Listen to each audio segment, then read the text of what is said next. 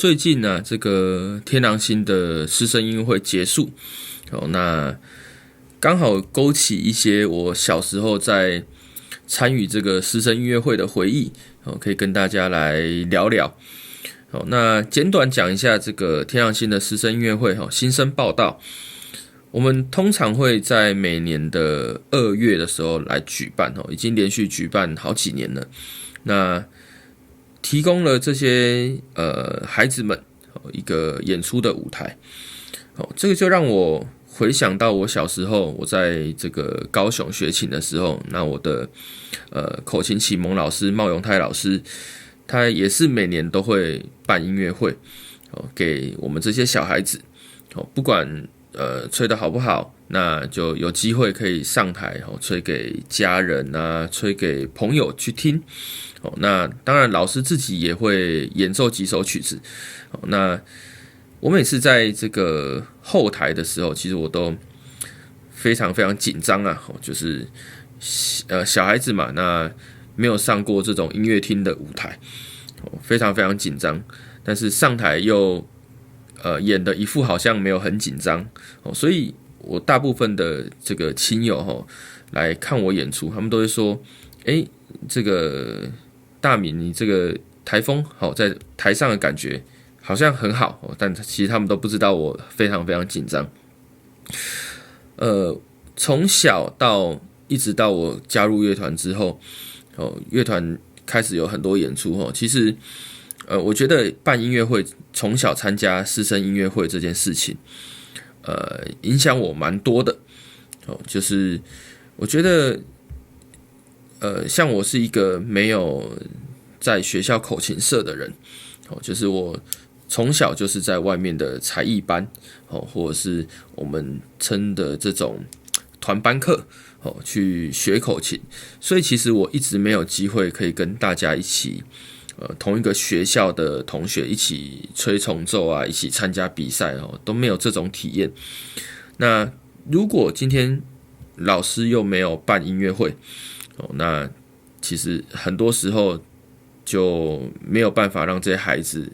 站在舞台，让他们站到舞台上给大家看到。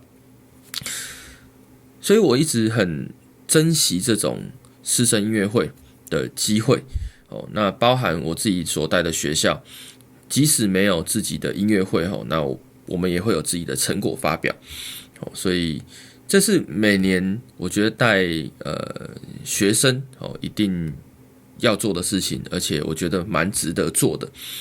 很多家长会因为参与这个师生音乐会，他看到他自己的孩子的表现，他会很兴奋，他会很鼓励孩子多去学各种才艺，然后也会鼓励孩子多练琴。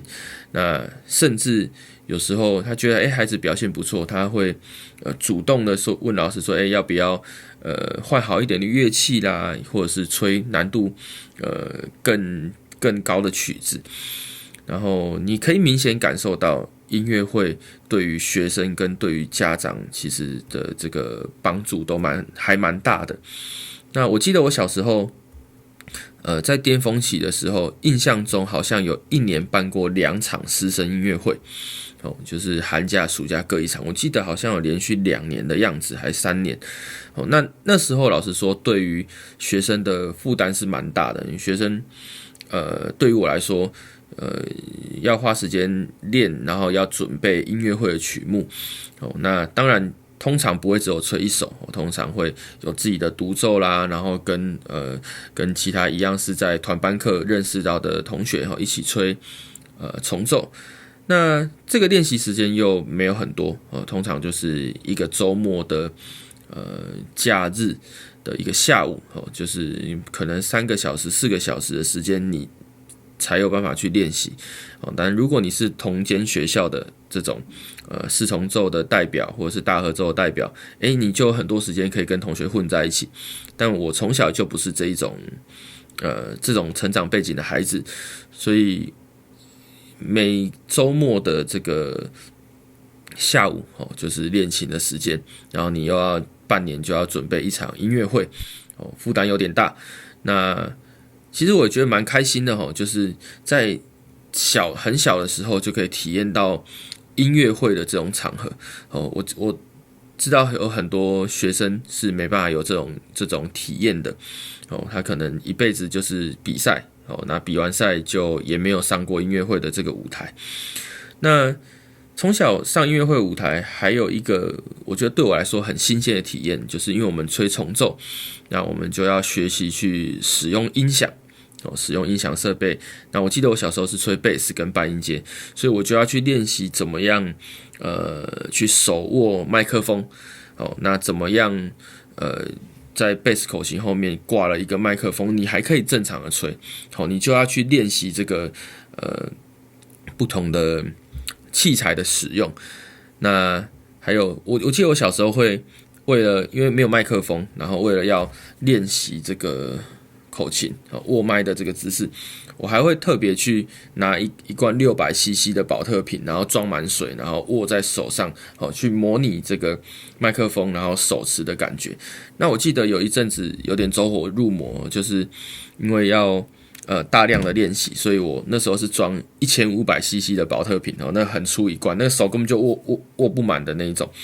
然后用那个去做练习，练习手部的肌肉，练习我手持麦克风的稳定度。对，那这个其实都蛮有趣的。就现在想起来都会觉得说，如果当初没有这样练的话，应该就没有现在我。那我还记得我之前一开始在练这个扣的口琴的时候，和弦口琴，那也是因为表演，那家里也没有买麦克风，家里当然也没有麦克风。那我是拿那个我妈扫地的那个扫帚，扫帚，然后它不是都有夹的嘛，然后可以把一根扫把夹在上面。那我就把扫把夹着，然后对着那个扫把练习这个跳位。现在想起来都还觉得很有趣因为现在当然你有自己的录音室，你不会拿扫把拿扫帚来当这个麦克风架。所以我觉得有一个音乐会就是让学生可以在短时间内去体验到不一样的练习方式，我觉得很有趣。然后包含你在音乐会上你会使用到音响器材。那像以天狼星的师生音乐会来说，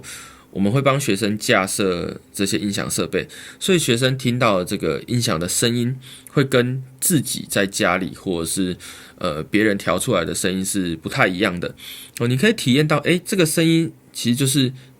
像我们乐团在舞台上演出会发出来的这种声音。你可以感受到说，哇，原来这个学生的声音是可以去接近于老师在台上演出的那种声响效果。所以就会激发出学生继续练琴的一些动力。那当然我小时候也是有类似这种感觉。当我第一次拿 double bass 接上音响，那个发出来的那种非常非常低沉的这种声音是你直接吹口琴你是永远都吹不出那种声音的。所以我觉得很有趣啊，而且记忆非常非常深刻。当然小时候的技术一定是不太好，然后你也不知道怎么样用分配你的力气，用多少力气会吹出多少的这种声响效果。不过其实每一次这种师生音乐会啊，对学生来说都是一种学习，学习各种突发状况。例如你在台上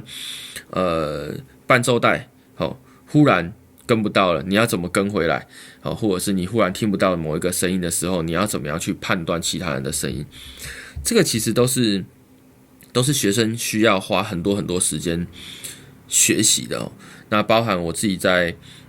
上课的时候，我都会跟学生讲到音响课，音响相关的一些知识，你要怎么使用，好让大家真的有一天有机会到台上演出的时候，才不会惊慌失措。好，那今天就跟大家分享一下，我觉得这个师生音乐会真的是对学生对家长都是一件很重要的事情。当然老师准备一定是很辛苦因为你要教很多学生，要帮学生张罗各种大大小小的事情，很辛苦，但是我觉得还蛮值得的。那我也希望未来在台湾可以有更多像这一种师生音乐会形式的演出那大家可以把这个口琴圈凝聚起来。OK， 拜拜。